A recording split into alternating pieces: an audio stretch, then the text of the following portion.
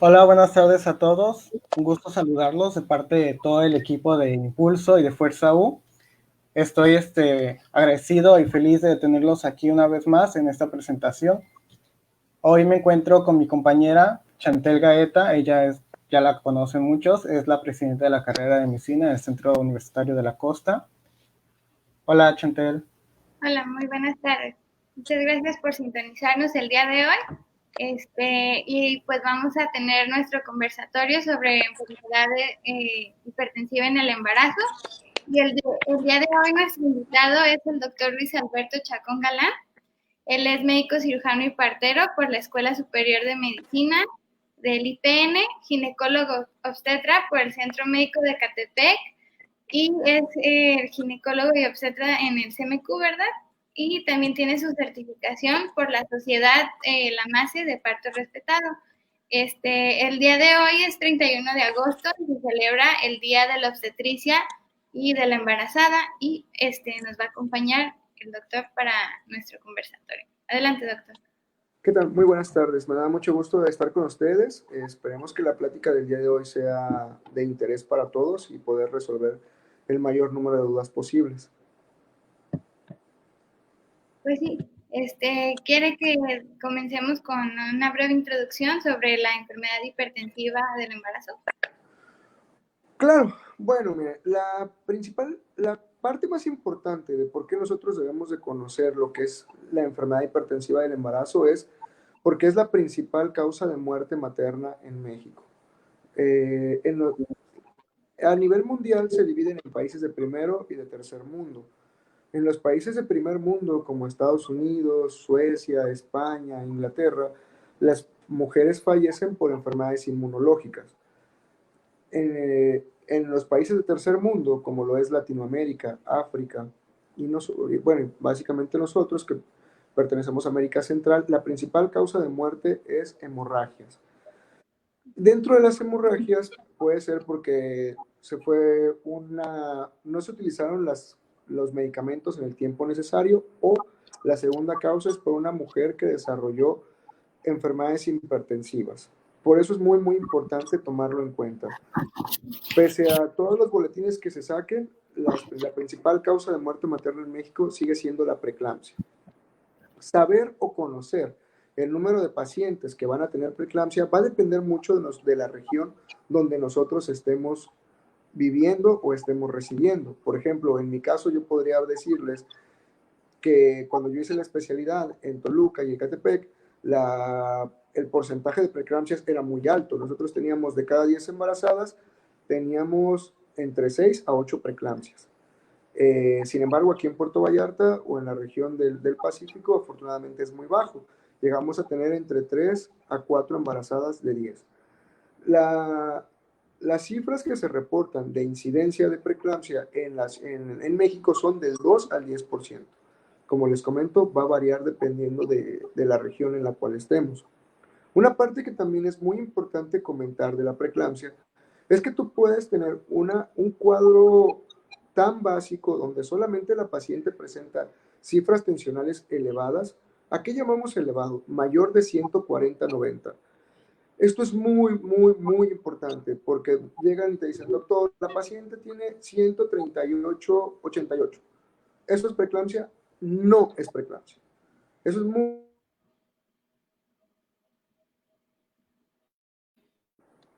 Una cifra no mayor a 140/90 no es preeclampsia. Tampoco se debe de tomar a la ligera, porque quiere decir que el sistema cardiovascular de la paciente ya no está compensando los cambios y tenemos que ver qué es lo que está pasando. Si es una paciente que no está teniendo una adecuada nutrición, si es una paciente que no está teniendo una adecuada hidratación, o si es una paciente que está teniendo factores externos que están llevando a estos niveles a descompensarse. Pero preeclampsia no es. ¿Cómo realizo el diagnóstico de preeclampsia? Cifras tensionales mayores a 140/90, tomadas en 2 ocasiones con un espacio de más de 6 horas. Es muy importante esa definición y que no se les olvide, porque yo constantemente veo que enfermeras, compañeros, tiene 138/80 y la envían a la paciente a referencia a diferentes lugares. Espantada porque tiene preeclampsia. No, hay que darles tiempo, hay que darles espacio. Y lo primero que tienes que hacer ante una paciente embarazada es hidratarla. No la puedes hidratar vía oral porque estamos hablando de una enfermedad que puede ser grave. Tienes que forzosamente canalizarla y darle tiempo. ¿Sale? Pero también existe una forma fulminante donde la paciente puede llegar sin normal porque tiene trabajo de parto, porque se sintió mal, un pequeño dolor de cabeza, la revisas, tiene cifras tensionales 200, 160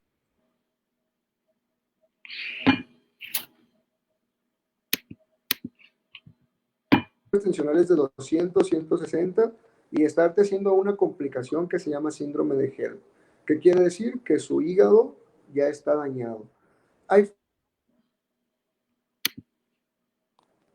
forma de prevenirlo? No hay forma de prevenirlo. Cada preeclampsia o cada enfermedad hipertensiva se instaura de diferentes maneras. Por eso es muy importante el enfoque de estas pacientes diagnóstico. También que es muy importante que revisemos las guías de práctica clínica de CENETEC, porque nadie las lee. En las guías de práctica clínica dice que en las pacientes con preeclampsia debemos utilizar un baumanómetro de mercurio, no un baumanómetro digital. Dice que los dispositivos digitales que nosotros utilizamos favorecen el mal diagnóstico. ¿Por qué digo que nadie las lee? Porque no hay un solo hospital que actualmente tenga un baumanómetro de mercurio o que tenga un baumanómetro manual. El 80% ya son digitales. Y eso está mal. Ante una preeclampsia deben de hacerse con equipos que no sean digitales para no interferir en la toma. Ya está documentado que dependiendo, y hay una tabla donde viene que depende del equipo que tú tengas, si es un equipo que tienes en la muñeca, si es un equipo que colocas en el antebrazo, va a haber una variación de 10 a 15 milímetros de mercurio por toma realizada. ¿Eso qué va a hacer? Que sobreexcedamos el diagnóstico. ¿Vale? Es muy importante conocer también que una paciente que está embarazada puede desarrollar la presión alta durante el embarazo y así quedar después del embarazo. O puede ser que ya tengas la presión alta y aparte de eso se te complique tu embarazo. Van a ser dos cuadros completamente diferentes. Es un tema muy extenso, es un tema muy apasionante, un tema que tiene mucho para dar. Por eso a mí me gustaría conocer cuáles son las principales dudas que presenta el auditorio y en base a eso ir desarrollando el tema y resolviendo sus dudas. Claro que sí, doctor. Ahorita ya tenemos algunas preguntas, pero los invitamos a que en los comentarios nos escriban si surge alguna otra pregunta. En este caso preguntaría, ¿cuáles son las principales dudas que tendría el auditorio? Sí, los que nos estén observando que dejen sus comentarios para ahorita responderlas. Por mientras, una pregunta para usted. ¿Qué tan común es que se presenten pacientes con estas cifras de tensión arterial en su consulta?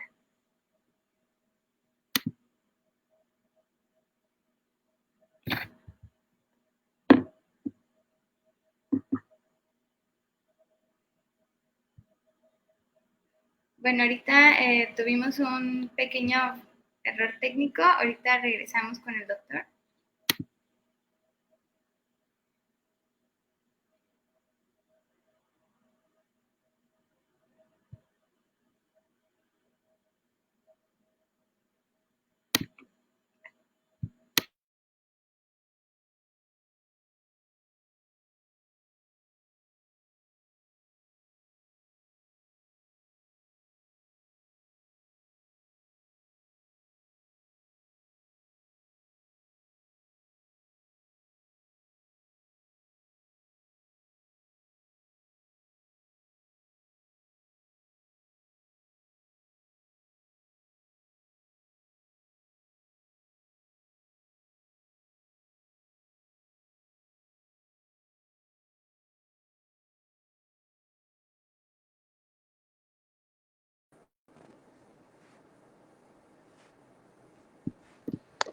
¿Listo? Listo, creo que... Sí, fue un pequeño error. Bueno, le preguntaba, ¿qué tan común es que se presenten pacientes con estas cifras de tensión arterial en su consulta? En la consulta privada, la verdad, la incidencia que yo tengo es muy poca de pacientes con preeclampsia. De hecho, pues en el tiempo que llevo ejerciendo mi práctica privada, preeclampsias o hipertensiones gestacionales. En mi práctica privada he tenido cuando mucho 4, no son muchas. Creo que una parte que ayuda mucho a que no se desarrolle la preeclampsia en mis pacientes es que durante todas las consultas las peso y les pido que por favor no suban más de 10 o 12 kilos. ¿Cuáles son los casos que he tenido de preeclampsia? Pacientes que llegan a subir hasta 20 kilos del embarazo. Particularmente sí podría hablar de 2 casos que tuvieron preeclampsia severa.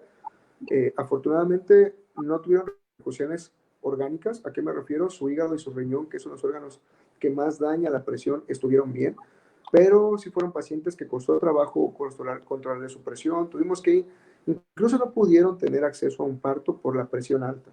¿Cuál fue el factor común que yo vi en ellas? Que subieron más de 20 kilos. Una subió 22 y la otra subió 25 kilos. Por otro lado, en el Hospital Regional de Puerto Vallarta, podría decir que en un mes nosotros atendemos un promedio de 3 a 8 nacimientos por noche, de 3 a 6 nacimientos por noche. En un promedio de un mes, podría decirte que veo aproximadamente de 30 pacientes que veo, podría decirte que veo 8 preeclampsias complicadas que me haya tocado ver en los últimos 6 meses, 2. Una convulsionó por una mala referencia, la paciente no llegó a tiempo, no se dio el tratamiento como tenía que haberse realizado y la paciente convulsionó. Ha sido la única que en estos últimos 6 meses me ha tocado verla. Afortunadamente el resto de las pacientes con tratamiento oportuno les ha ido bien. Hemos tenido que interrumpir sus embarazos vía cesárea, no porque sea una indicación, eso es muy importante. Sin embargo, cuando llegan con nosotros son pacientes que tendrían o tardarían mucho tiempo en la resolución del embarazo vía vaginal. Entonces, con la finalidad de limitar los daños, le realizamos una interrupción vía abdominal y afortunadamente los resultados han sido adecuados. Salvador Ruelas nos pregunta, buenas tardes, doctor, ¿cuál es el manejo en el primer nivel de atención y cuáles son los criterios de derivación a especialista? Eso es muy importante. Lo primero que tienes que hacer es corroborarte que tu tensión arterial sea bien tomada. Si tú realizaste una toma donde la paciente tuvo más de 140/90 o 140/90, lo indicado sería canalizarla con una solución Hartmann o fisiológica y hidratarla, pasarle una carga de 500 mililitros, si es una paciente, una carga de 500. Y posterior a eso, a la hidratación, corroborar tu toma. Si posterior a la hidratación la paciente continúa con cifras tensionales de 140/90, realizas una referencia a un segundo nivel para que se le tomen exámenes de laboratorios y para que se haga el seguimiento correspondiente. En el debido caso que tú tomes una presión y la paciente tenga 140/90, la hidratas y la presión baja a 120/80, 130/80, ¿es una paciente fuera de riesgo? No. En ese momento yo no la referiría para no saturar el sistema. Lo que yo haría es enviarla a su casa y pedirle que me haga un cuaderno de presiones, donde diario, lunes, martes, miércoles, se va a tomar la presión en la mañana y en la noche, y ella las va a reportar. Y yo la voy a ver el día miércoles, voy a ver 3 o 4 días posteriores con sus tomas.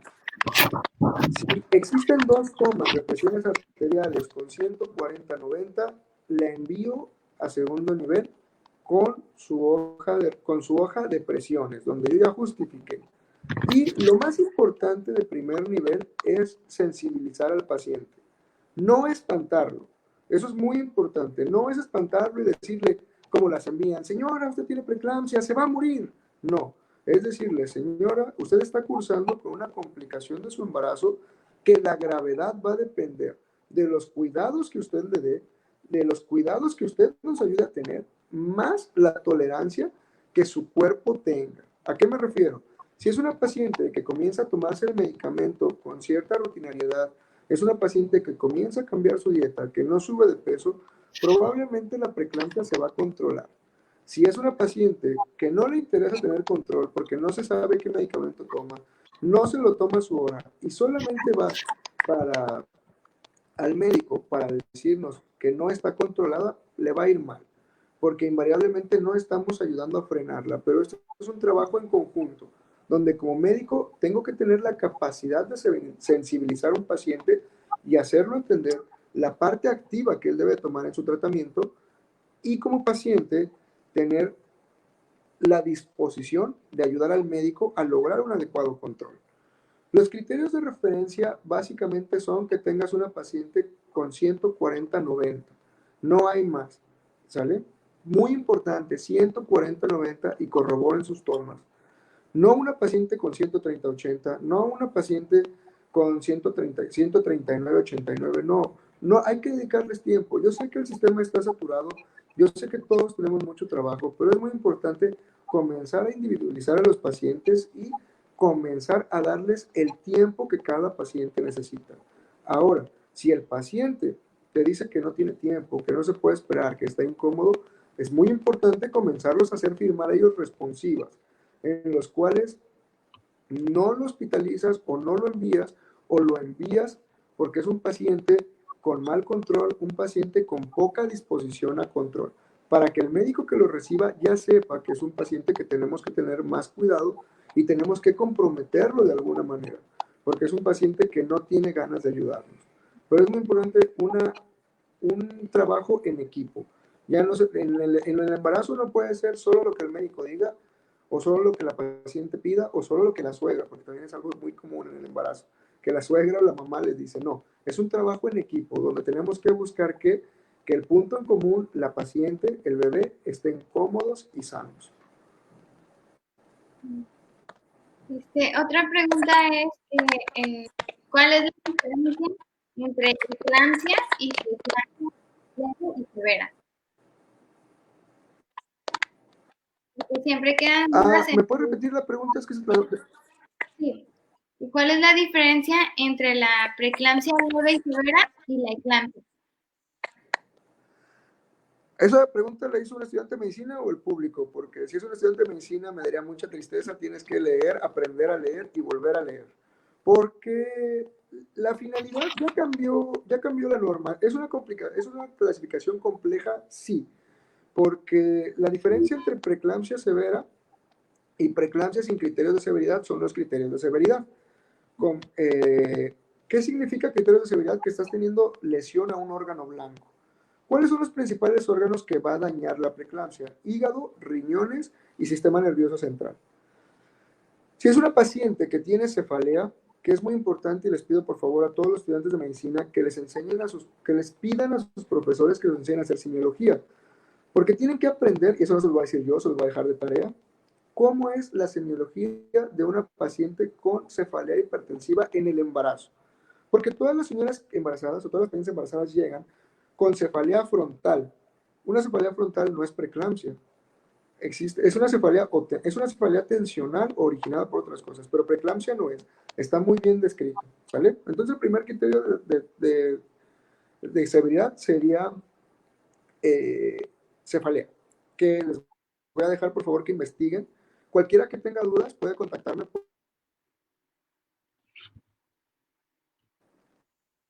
Cualquiera que tenga dudas, voy a dejar al final mis redes sociales, me pueden contactar, les puedo resolver dudas, pero sí les pido que lean, ¿sale? Porque es muy importante que tengan un conocimiento básico para que no se los olvide. Entonces, como ya hemos comentado, el primer es cefalea. Segundo criterio de severidad y de los más conocidos, proteinuria, ¿sale? Más de 300 miligramos en un examen. Para esto tienes ya que pedirle tú exámenes de laboratorio. Si presenta elevación de las enzimas hepáticas, si presenta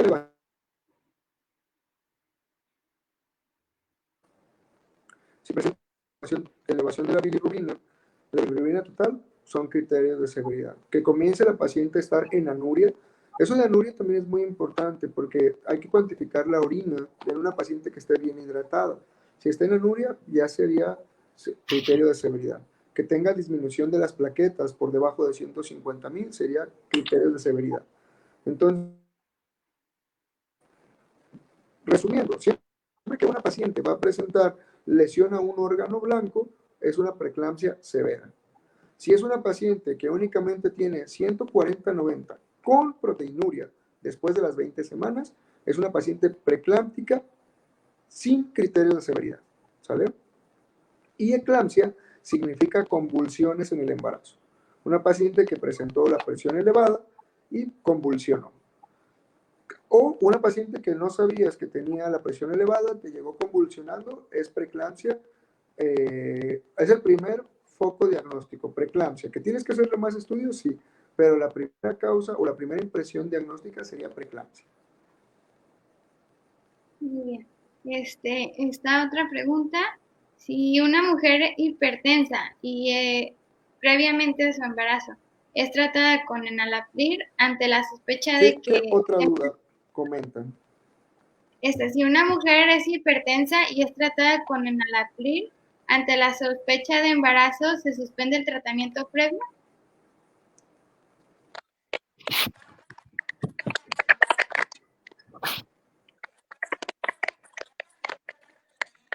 ¿Me escucha? Si una mujer es hipertensa, hay que valorarla bien. Nosotros tradicionalmente, y los medicamentos más estudiados en el embarazo son hidralazina y alfa-metildopa. Y de entrada siempre utilizamos alfa-metildopa. Pero una paciente que es hipertensa, crónica, se debe tener un control especial. ¿Por qué? Porque para una paciente que presenta cifras tensionales normales antes de la semana 24, es una paciente que va a tener un buen pronóstico conforme vaya evolucionando el embarazo. ¿Por qué? Recuerden que durante el embarazo hay aumento del gasto cardíaco. Para eso bajan las resistencias vasculares. ¿Cómo bajan? Por el sistema placentario, que es un sistema de alta capacitancia y baja resistencia. Es por eso que todas las embarazadas antes de la semana 40, antes de la semana 24, perdón, antes de la semana 24 presentan cifras tensionales 100, 60, 90, 50, por este sistema de alta capacitancia que se está formando en la placenta. Entonces, ¿tú qué esperarías o qué sería lo idóneo de una paciente hipertensa? Que antes de la semana 24 comience con cifras tensionales normales. ¿Qué hay que hacer? Sus cuadernos de presiones, es algo que yo aprendí y es algo que yo he visto que funciona mucho. La paciente tiene que llevar un cuaderno de presión donde ella constantemente está monitorizando sus presiones arteriales. ¿Qué medicamento vamos a utilizar? Alfa-metildopa, ¿sale? ¿Para qué? Para no evitar repercusiones sobre este sistema placentario. Entonces, una paciente que no hemos llegado a la semana 24 y comienza a tener descontrol de cifras hipertensivas, va a ser una paciente con mal pronóstico, que muy probablemente o que tiene mucha posibilidad de hacernos una preeclampsia sobreagregada, ¿sale? Diagnósticos muy difíciles y son pacientes difíciles de controlar su tensión arterial. ¿Qué podemos o qué estamos obligados a hacer en una paciente que tiene hipertensión arterial crónica, que es el nombre correcto? Hay que darles ácido acetil salicílico, aspirina, de 75 miligramos antes de la semana 16, después de la semana 13. Es muy importante iniciar el ácido acetil salicílico antes de la semana 16. ¿Para qué? Para intentar o lograr que el sistema de la placentario se forme de manera adecuada y el sincitio trofoblasto pueda invadir adecuadamente las capas del miometrio. Si no, la posibilidad de que haya una preeclampsia sobreagregada aumenta. El hecho de que hay estudios donde ya reportan que el utilizar el ácido acetil salicílico es factor preventivo ante la preeclampsia. ¿Ok? Y son pacientes invariablemente de alto riesgo y que hay que llevar un control más estricto. Y al final se tienen que utilizar maduradores pulmonares, hay que hacerles exámenes constantemente o de rutina, exámenes hepáticos. Las pacientes, eso es algo que no hacemos de malamente. Todas las pacientes que sean hipertensas crónicas tienen que tener mensualmente un control de una depuración de creatinina en orina de 24 horas. Y lo dice la norma, pero no lo hacemos. De hecho, también las pacientes preeclámpticas deberían de tener cada mes un control de una depuración de creatinina para ver cuál es el grado de lesión renal que llegan a tener. ¿Sale? Otra pregunta es, ¿qué tienen los clínicos de monitorearse cuidadosamente para evaluar una sobredosis de sulfato de magnesio? Es muy complicado que tengas una sobredosis de sulfato de magnesio por, por el metabolismo que se lleva a cabo. Pero también es muy importante entender que el sulfato de magnesio únicamente se utiliza con una paciente que tenga eminencia de eclampsia. ¿En quiénes lo vas a utilizar? Una paciente que tiene cifras de control hipertensivo difíciles y que tiene hiperreflexia. Aunque dependiendo del artículo que leas, porque actualmente los especialistas en medicina crítica de obstetricia reportan o hay artículos donde nos dicen que la hiperreflexia puede llegar a ser normal en el embarazo por la actividad neuronal que se presenta por los estímulos hormonales. Pero pacientes que tengan hiperreflexia les vas a colocar sulfato de magnesio. Y es muy importante colocar una sonda Foley. Si tú tienes una adecuada uresis, tu paciente no se va a intoxicar nunca, ¿sale? Si tú tienes un problema, un paciente que tenga problemas, una paciente que no está con una adecuada diuresis se va a intoxicar. Y hay una tablita muy bien descrita de acuerdo a los porcentajes que tienes, donde las pacientes que comienzan a tener intoxicación o sobredosis de sulfato de magnesio comienzan a tener disminución del reflejo patelar. Después hay disminución del reflejo patelar, hay disminución de la filtración glomerular, tienen anuria y a grados muy elevados pueden llegar a tener dificultad respiratoria. Pero es muy, muy complicado. Que también es importante, este tema es muy importante revisarlo, porque el sulfato de magnesio no solamente lo utilizas para evitar las convulsiones en las pacientes preeclámpticas, sino si tienes una preeclampsia severa y es un feto o es un bebito de menos de 36 semanas, lo puedes utilizar también como protección del sistema nervioso central para el bebé. Les va muy bien y lo dejas 24 horas. Entonces tiene dos usos. Habría que ver e individualizar de acuerdo a la paciente para qué lo vas a utilizar. Bien, otra pregunta es, si tuve preeclampsia en un embarazo anterior, ¿volveré a tenerla en embarazos posteriores? Tu posibilidad aumenta. En este caso, como comentábamos al inicio, es del 2 al 10%. ¿Esto qué significa? Que de acuerdo a la región donde tú estés, por ejemplo, Vallarta o Jalisco es de las regiones, aquí en nuestra región es de las presentaciones menos. ¿Qué quiere decir? De acuerdo a esa estadística, que de 2 pacientes que nosotros de 100 pacientes que tenemos, 2 presentan preeclampsia. Entonces, en este caso, si tú ya tuviste preeclampsia en tu primer embarazo, vives en Vallarta, la posibilidad de que tengas preeclampsia ya no es del 2%, va a ser entre el 6 y el 10%. Sí te va a aumentar. ¿Cómo lo puedes evitar? Comiendo bien, subiendo de peso y sobre todo preparando tu cuerpo para el embarazo. Cuando empiece tu embarazo, que estés en tu peso ideal, que realices un poco de ejercicio, eso te va a ayudar a prevenirlo. Bueno, esta es una pregunta mía. Se recomendaba que la vitamina C y D pudieran ayudar a prevenir lo que es la hipertensión en el embarazo, ¿no? Hay muchos estudios ya, incluso también en algún tiempo se estuvo dando calcio, pero se dan cuenta que el único que realmente ayuda es el ácido acetil salicílico. Dependiendo de la escuela, dependiendo de la escuela que tú tengas o dependiendo de donde haya sido tu formación, hay quienes dan vitamina D, hay quienes dan vitamina D. La vitamina C, para lo que ya está descrito que sí funciona, es para prevención de infecciones de vías urinarias. Eso ya está completamente descrito que sí ayuda a disminuir las infecciones de vías urinarias durante el embarazo. Para la preeclampsia no han descubierto, pero sí hay muchos compañeros, muchas prácticas que se puede dar calcio, vitamina D, vitamina C. Yo particularmente lo que yo uso en mis pacientes solo para preeclampsia es ácido acetil salicílico y utilizo redoxón a manera de prevención para infección de vías urinarias. A partir de qué semana de gestación se puede realizar un término de embarazo. Vale, es que como les digo, este tema es muy variable. Va a depender de las características de la paciente. Si nosotros, generalmente, y la verdad es que la preeclampsia no es tan mala como se presenta, porque casi todas las pacientes que hacen preeclampsia la presentan después de la semana 34. Y nosotros consideramos a esos recién nacidos prematuros cercanos a término. ¿Qué quiere decir? Que la posibilidad de que les vaya bien con un manejo adecuado es muy elevada. ¿Cuál es el momento en el que tú vas a decidir interrumpir una preeclampsia?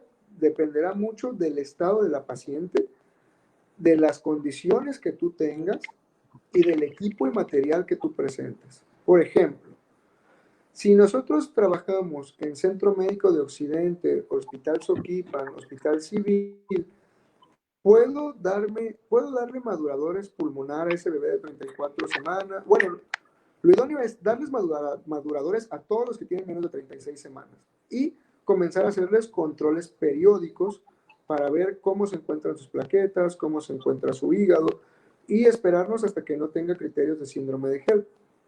1, tal vez 2 días.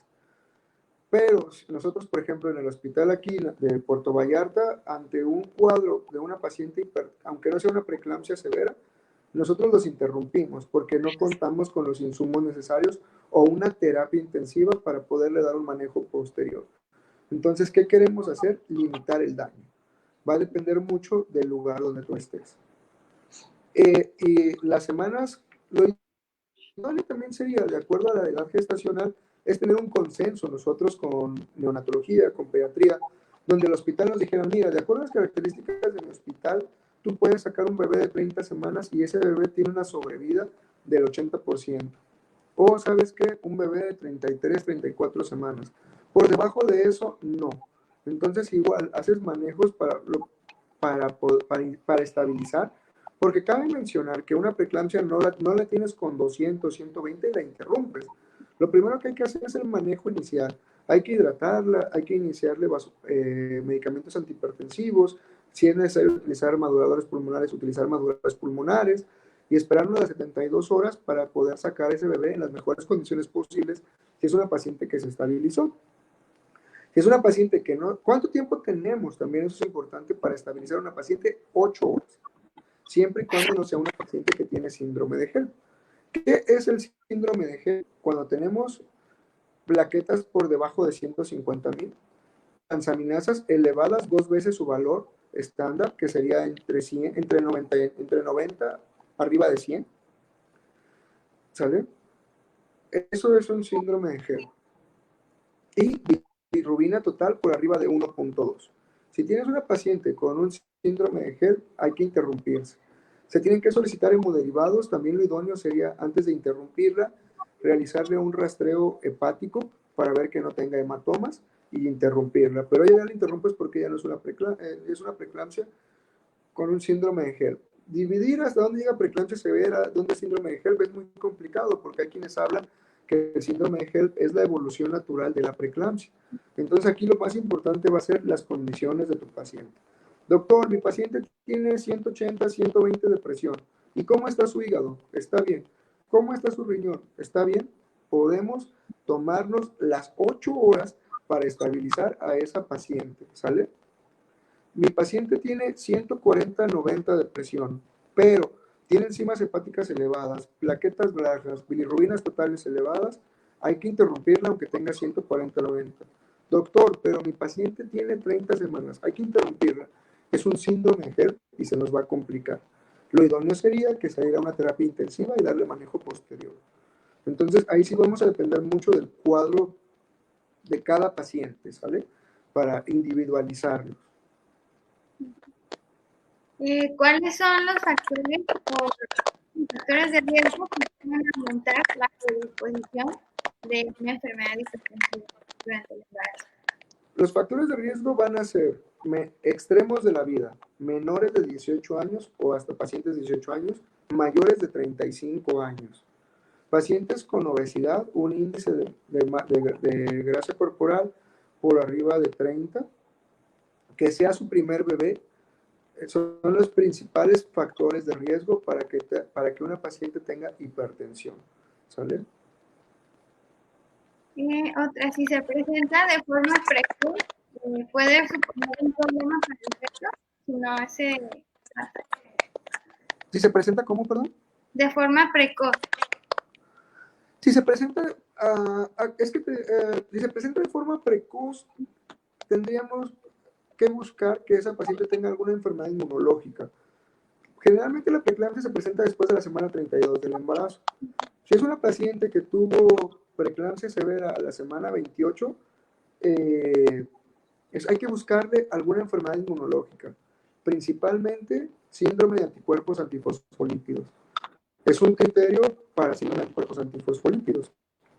Va a tener problemas con el feto, con el recién nacido.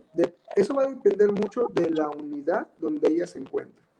Por ejemplo, comentando con compañeros que estuvieron en el hospital civil o comentando con compañeros que están en unidades de tercer nivel, ellos nos refieren que bebés a partir de las 30 semanas van bien, que son bebés con una adecuada sobrevida. Desafortunadamente en el país son muy poquitos los centros de tercer nivel. Entonces, por ejemplo, aquí, supongamos en nuestro punto, en Puerto Vallarta, sí va a ser una situación un poquito difícil, pero le puede ir bien. ¿Sale? Y pues creo que es la última pregunta, que si la hipertensión gestacional siempre cursa sin proteinuria, perdón. Sí, ese es un criterio. La proteinuria es criterio diagnóstico para preeclampsia. Si no tienes proteinuria, es hipertensión gestacional. ¿Es bueno? Pues sí, es muy bueno, porque el principal órgano o el órgano más dañado por la preeclampsia es el riñón. ¿Sale? Entonces, ¿qué quiere decir? Que la hipertensión o los flujos sanguíneos no están hipoperfundiendo el riñón, que eso es lo que origina ese daño, que haya una baja perfusión del riñón y por eso se origina una glomerulonefritis del embarazo. Entonces, si no hay proteinuria, quiere decir que tu riñón no está sufriendo, es bueno. Que en cualquier momento puede evolucionar a preeclampsia, sí es verdad. ¿Sale? O que incluso puede evolucionar a síndrome de Hell sin haber pasado por la proteinuria, también es verdad. Entonces, por eso es muy, muy importante esas pacientes estarlas citando periódicamente 2, 3 semanas, cuando mucho, con sus cuadernos de presiones y estarles haciendo perfiles bioquímicos para corroborar que no haya lesión de órgano blanco. También que es importante mencionar que tradicionalmente dicen, la paciente se está hinchando, la paciente va a tener problemas de presión. No, hay que recordar que el edema es un cambio fisiológico del embarazo, que sobre todo nosotros en nuestra región hace mucho calor, hay mucha fuga de líquido a tercer espacio, que hay que recomendarles a las pacientes que utilicen calzado cómodo pero cerrado. ¿A qué me refiero? Que no traigan tanto guaraches, porque si no, el pie pues va a tener más espacio para crecer y únicamente va a marcar las tiritas. Y eso las va a hacer que se espanten. O si utilizan flats, sobre la parte de arriba del empeine se les va a hacer como un bolillito. Pero eso es por el acúmulo que hay en las partes de declives, no porque tengo riesgo para preeclampsia. ¿Qué habría que sugerirles a esas pacientes? Un cambio en su dieta. Tal vez están consumiendo mucha sal, tal vez están consumiendo muchos carbohidratos, muchas harinas. Entonces, de esa forma, hay que hacer un cambio en su dieta y en su calzado para evitar que se dematicen. Pero eso es algo que es muy importante cambiar. Edema no es igual o no es factor predictivo para preeclampsia. Ya no tiene nada que ver, ¿sale? Bueno, pues al parecer son todas las preguntas que surgieron para la plática de hoy, doctor. No sé si gusta agregar alguna cosa más sobre el tema. Pues únicamente reiterar, comentar que a una paciente con preeclampsia es una paciente o una paciente con enfermedad hipertensiva es una paciente que nos va a solicitar que tengamos mayor tiempo, que no la vamos a poder ver tan rápido como las demás y que tampoco la podemos mandar a su casa de inmediato. Tenemos que dedicarle tiempo para sensibilizarla, para explicarle lo que es la preeclampsia y realizar más de una toma de presión arterial antes de decidir qué quiero o qué debo de hacer con ella. Si estoy en un centro de salud,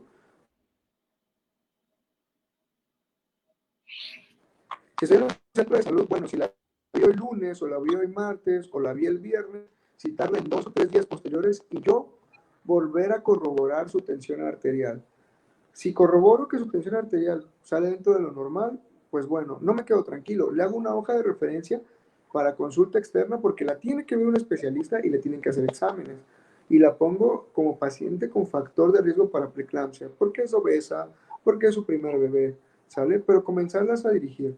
Si ya en 2 ocasiones yo ya la revisé y la vi que tiene 140/90, la envío. Enviarla a urgencias, sí, porque es una paciente que invariablemente se puede complicar, tenemos que hacerle exámenes de laboratorio, pero especificarle a la paciente, señora, probablemente no la van a hospitalizar, probablemente solamente va a ir, le van a hacer exámenes de laboratorio y si todo sale bien la van a mandar a su casa. Pero tiene que acudir porque se le tiene que hacer un seguimiento. La paciente también puede referir, doctora, yo no quiero ir, me puedo hacer los exámenes, o si no quiere ir, se tiene que hacer sus exámenes por fuera. Pero siempre referirlas y explicarles. A lo mejor no lo hospitalizan, pero sí hay que hacerle exámenes de laboratorio. O sabe que la verdad está delicada, es muy probable que se quede hospitalizado. No van a hacer aún su bebé, pero tienen que hacerle exámenes para nosotros enmarcarla en qué riesgo usted pertenece. Un riesgo bajo, un riesgo alto, un riesgo moderado, un riesgo alto. Que de entrada usted ya está en un riesgo alto, pero hay que ver con qué tanta frecuencia la tenemos que estar citando. ¿Sale? Sería únicamente, y pedirles por favor que hagan tomas manuales, acostumbrarnos nuevamente a hacer tomas manuales de tensión arterial, sobre todo si tienes dudas por esta variante que hay en los dispositivos. También muy importante pedirles por favor que cada que vean una embarazada le expliquen acerca de su embarazo, lean un poquito acerca de fisiología. Las pacientes embarazadas no están enfermas, pueden llevar una vida completamente normal, pero hay que explicarles, este mundo no está sensibilizado con el embarazo, hay que comenzar a sensibilizarnos un poquito más con ellas y pedirles a ellas que sean parte activa de su embarazo, que nos pregunten, que tengan dudas, que aprendan a conocer su cuerpo, que nos ayuden a nosotros poder interpretar mejor su cuerpo. Por mi parte sería todo lo que tengo que compartirles. No sé si existe alguna otra duda, alguna aclaración, algo que quieran que se profundice más. No, pues al parecer no hay ninguna duda, doctor. Le agradezco mucho por haber aceptado la invitación para este conversatorio. Y pues no queda más que felicitarlo por el hoy. Y pues si quiere dejar sus redes sociales para que se puedan contactar. Sí, creo que sí, me pueden encontrar en Facebook como Dr. Luis Alberto Chacón, es mi página de Facebook, ginecólogo. Pueden acercarse, preguntarme dudas sin ningún problema, estoy a sus órdenes para poderles resolver cualquier duda, ya sea acerca del embarazo o ya sea acerca de ginecología en general. Estoy abierto para cualquier duda, no importa ser paciente, no importa si eres estudiante. Si eres estudiante y te interesa aprender de ginecología, con gusto estamos para resolverte dudas, hacerte las más grandes para que ojalá pueda haber más ginecología, que no es una especialidad y como famosa, casi todo el mundo quiere realizar otras cosas, realizar otras, pero es una especialidad muy bonita, yo los invito a que la conozcan, a que realmente entiendan cómo es un parto, y es algo realmente apasionante e impresionante. Entonces, pues me dio mucho gusto haber estado con ustedes, espero tener la oportunidad de seguir tocando temas, de seguir teniendo pláticas, y es muy, muy reconfortable para mí estar o tener contacto con estudiantes a final de cuentas. Pues muy bien, muchísimas gracias, doctor, y claro, más adelante volveremos a tenerlo con nosotros. Hasta luego, que tengan buen día. Gracias.